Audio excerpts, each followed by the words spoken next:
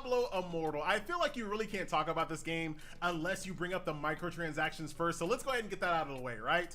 $100,000 plus to fully max out a character in Diablo. That is an absurd amount of money, life-changing money for most people on this planet. So now what do we call people that spend life-changing amounts of money in gacha games? Now, if you answered whales, you're right. And the reason why you got that answer correct is because whales have existed long before Diablo Immortal. And that's exactly what we're here to talk about today.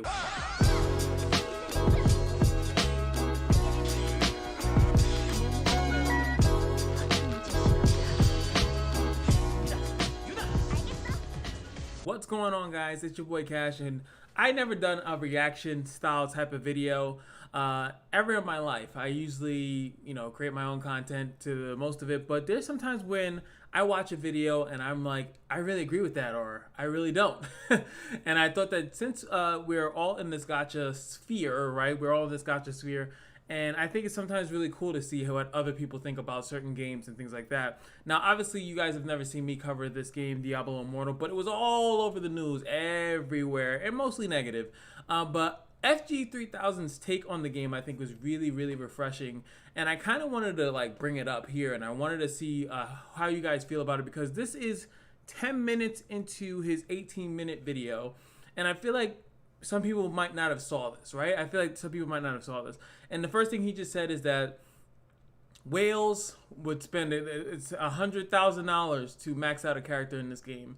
And he says that, whales are in games, were always in games even before Diablo Immortal.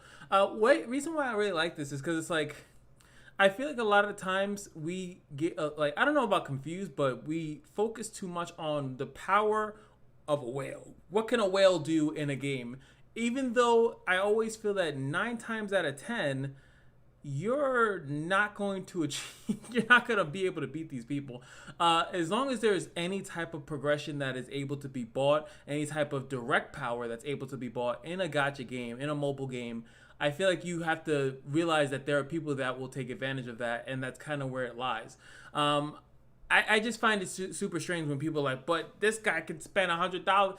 Yes, they can, and who cares? You're not going to be competing with that person. They're going to be in a different tier. Now, if you would like to say that, oh, I wish that they were separate from me, then I guess I can agree to that.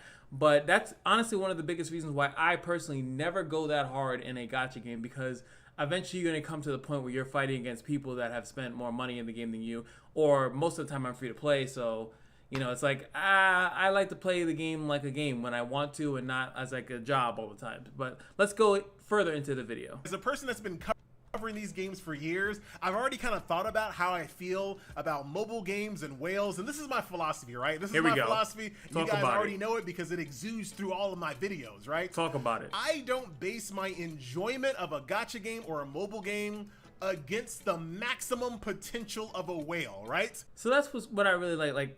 What is the purpose of basing a game off of the fact that someone can spend so much freaking money?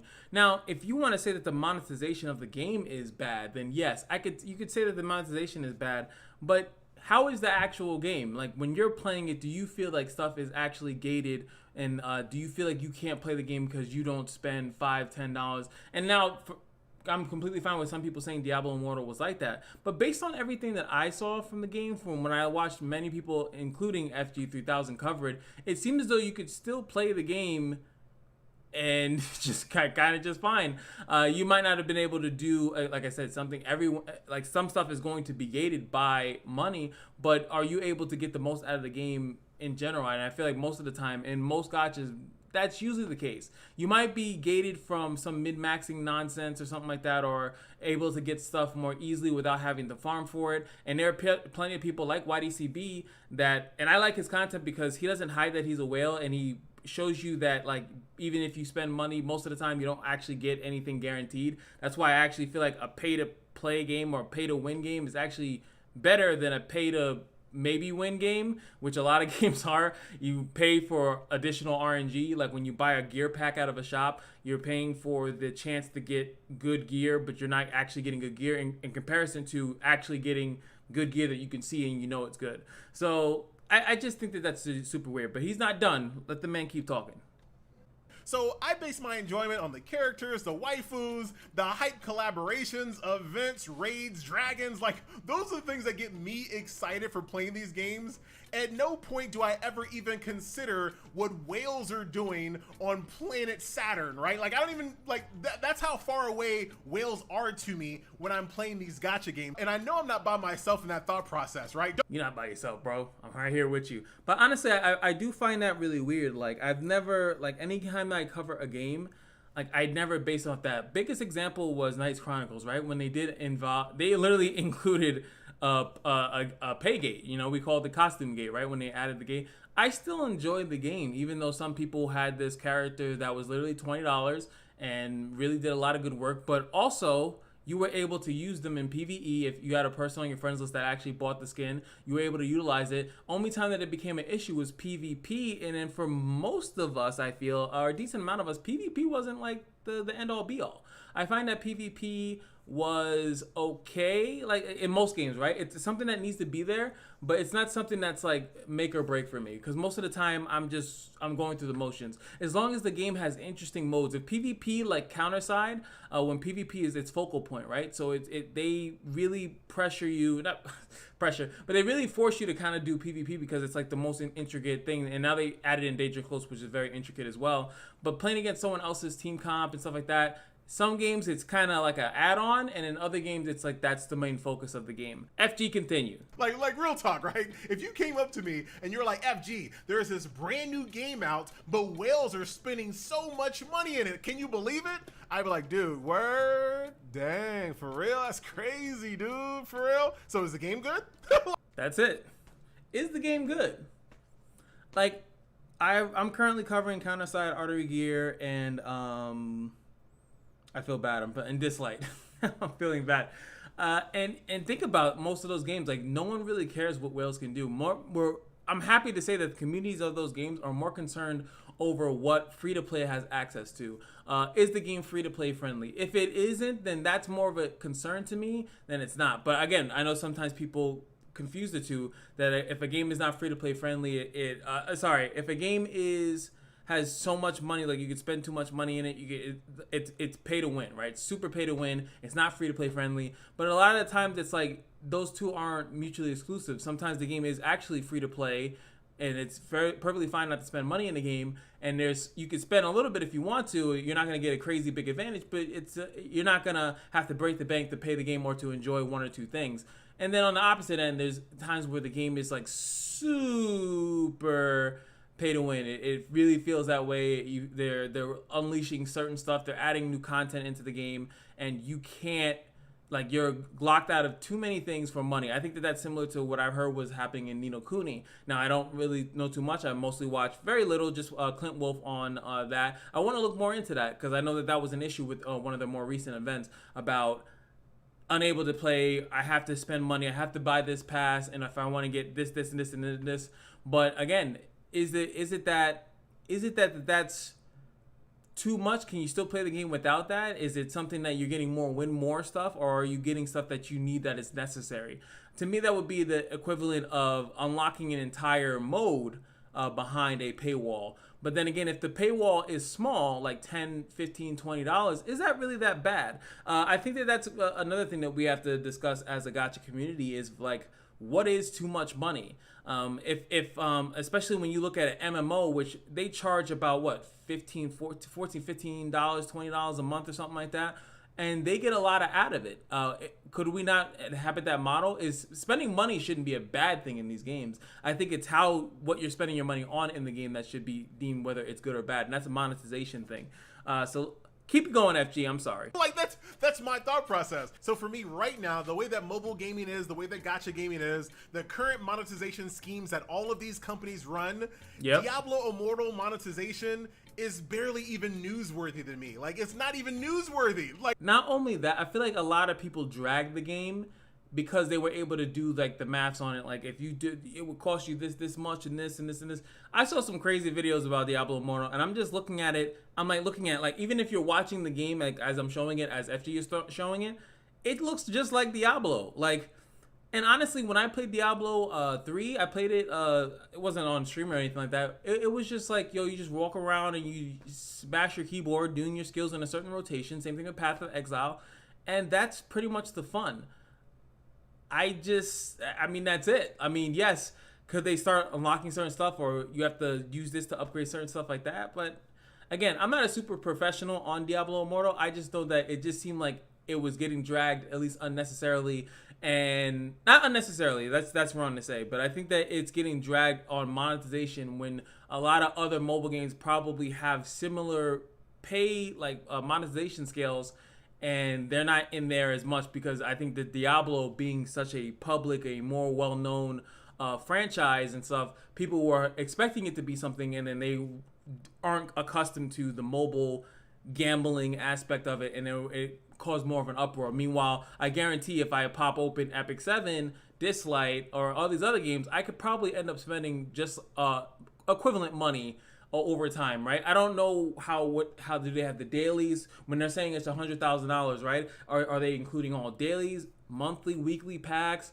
or is it a infinite pack that you can keep buying? You know, that actually adds up to the total. Are you spending $100,000 in a year? Or are you spending it can you spend it in a day? If you can spend it in a day, that's a way different conversation. Obviously, that's very predatory because it's usually something that someone's going to be able to keep buying to keep adjusting their luck. But the mobile games are predatory in nature. And I just feel like, and I've spoken about this before, but for me, I'm only gonna buy something that I feel is cool, maybe a skin, or maybe a pass, or something that's gonna let me summon more because I want to really summon. I feel like buying summons is not really too big of a thing, but you know, it is what it is. So let's keep going. To me personally, as a person that plays these games all the time, that sees these games, that Like, sees this is the Diablo. training that goes on behind the scenes, Diablo Immortal is barely newsworthy. Like, dude, there is someone that sends me a message like clockwork every few months to convince me to try to come back to Marvel Strike Force. I'm not coming back to Marvel Strike Force. But this person is nearing 7 figures. All right? Let me say that one more time. He is nearing 7 figures spent in Marvel Strike Force. 7 figures spent. Marvel Strike Force. Don't know much about Marvel Strike Force, but that's he spent at least $1 million. If you don't know 7 figures, he spent about $1 million in Marvel Strike Force. But is that game, like, I feel like in a smaller box maybe, or when that game became pay to win, because if they're saying Diablo's pay to win, maybe it happened around like in the same manner. Maybe it became that way, or maybe it started off that way. But a lot of these games you could spend money. The purpose of it is to actually remove the ceiling of spending. It's actually what they're specifically trying to do. They remove the ceiling of spending so that you keep spending and dumping money into the game. Either be by the daily packs, so every day you can spend money, or the weekly packs, so you have to wait a week, and then the monthly packs. Again, these are whales. A lot of them are content creators. I don't know how many of them are non-content creators, but there's probably a decent amount of them. People with exposable income. There's also those people that donate to causes, and I mean like literally like causes like what is it, Kickstarters, people that invest into companies. There's people that are doing really well for themselves, and that's just what they want to do. So you shouldn't be surprised that a person with a lot of money might actually have a hobby of gaming, so they don't mind doing that. I just find it weird when they, for some companies, for some reason, hope to get that person on there instead of trying to make the game better for the millions of low spending to no spending people. I find that it would be better to try to get them to spend $1 or $2, and then make them want to spend $1 or $2 on a monthly basis. If you have 1 million people playing your game and you get them to spend $1 a month, you're literally going to make $12 million. $12 billion in the course of a year, every year, if you had to spend $1 a month and you keep a 1 million active players, right? I find that would make more sense to me. Just me. You know, I just think that makes more sense. But come on, FG, bring it on. Yes, Marvel Strike Force is a little bit older, but dude, we're talking about almost $1 million for this person to be a top player in a top guild. I'm using those words very specifically because he's not number 1. His guild's not number 1. He's just a top player. That's also really good to mention because he's spending all that money. This guy he's talking about spending all that money, and he's not even the best. Why? Because one, especially if a game gets that old, the money sometimes doesn't last that long. A lot of the times, the money is only for immediate gratification, immediate progression, eventually, if the game developers do not add a lot of content on a frequent basis, those people, the free-to-plays, will catch up to you. And then the person that is already at the top, he can, he's signing on to make his account even slightly better. I mean, he could be doing that, but there's not much for him to improve. So eventually, the people below you will catch up to you. Maybe they won't be right on top of you, but they'll eventually catch up to you, or at least be able to contest with you and things of that nature. So it's literally, in my opinion, always to get ahead faster. And then once you are ahead, then you just have to maintain your aheadedness. Yeah, there's probably a better word for that, but you just have to maintain being ahead. That's it. So I love that he spoke about that. Like, a lot of the times these people are spending a lot of money and they're not even the best. Like, what? But I know the flip side of that conversation is on the developers and the publishers, saying that, you know what, there shouldn't even be a way for you to spend that much money in the first place. Like, developers shouldn't be allowed to have systems that prey on people, to allow them to spend 6 and 7 figures in these games in the first place. And some of these people have created different types of monetization solutions that they think might fix mobile gaming. There are some people that want to just blow the whole thing up. They want everything to be buy to play on mobile. I second that.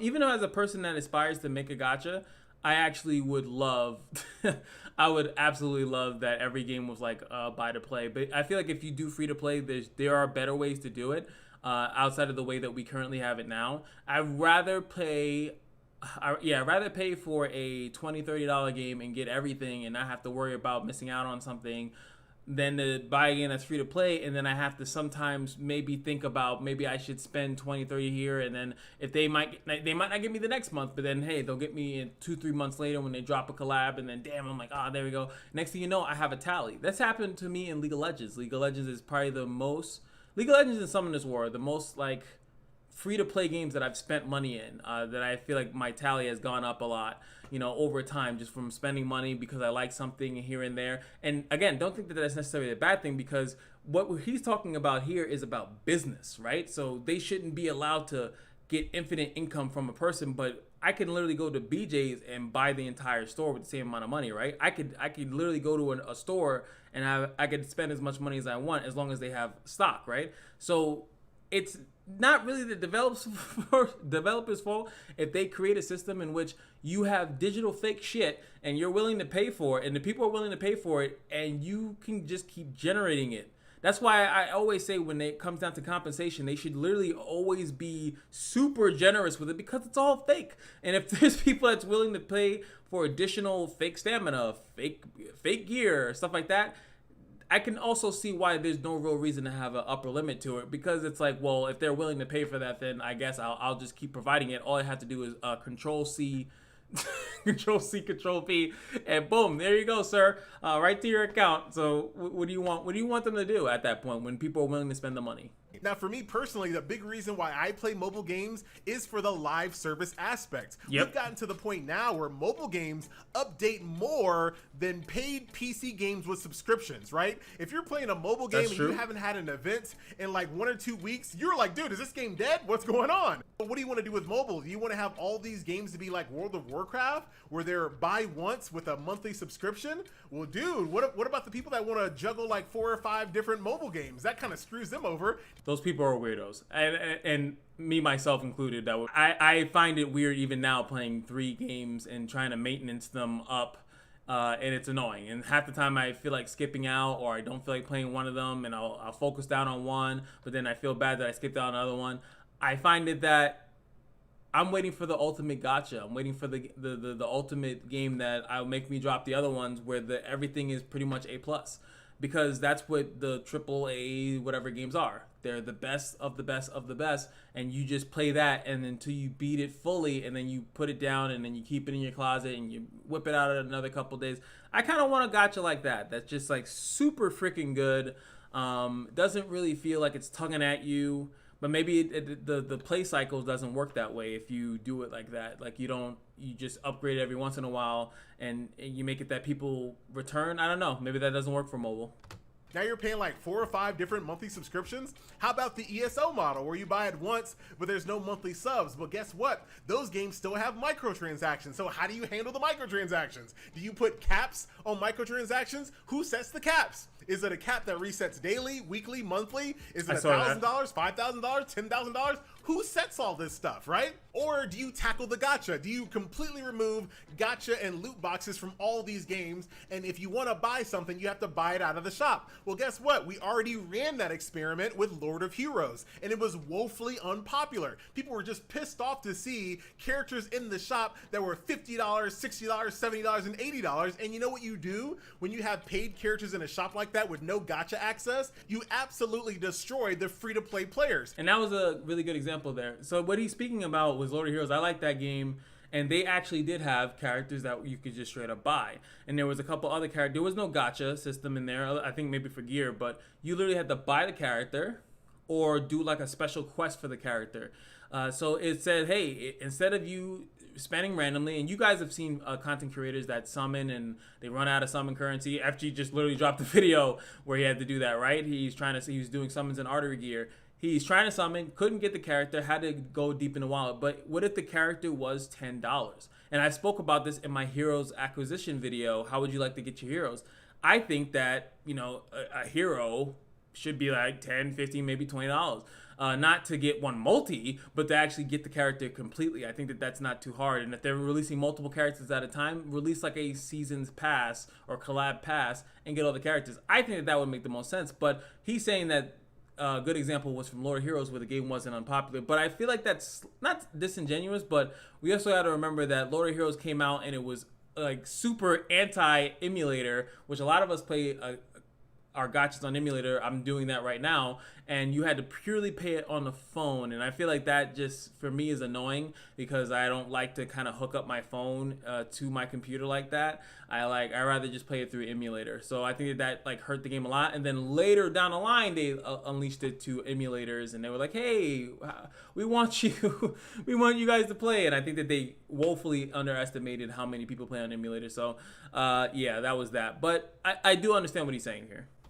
Because right now in a gacha game world, if you're free to play, you have a chance to pull the highest rarity SSR character just like a whale. You can wake up one day, do a free to play pool, and get a top tier SSR character free to play by. Completely true. You can sit there and summon and then get away with murder. Have these crazy accounts that some people are trying to spend to get.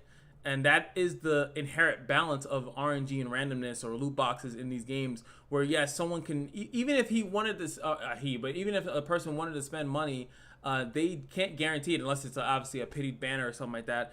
But a lot of times they can't guarantee to get every single character that they want, and someone might get it within one summon or one pull or one 10 pull, and boom, they got the character that you're aiming to get, and you're sitting there hoping that the game has pity plus has a pity or puts that character on a banner.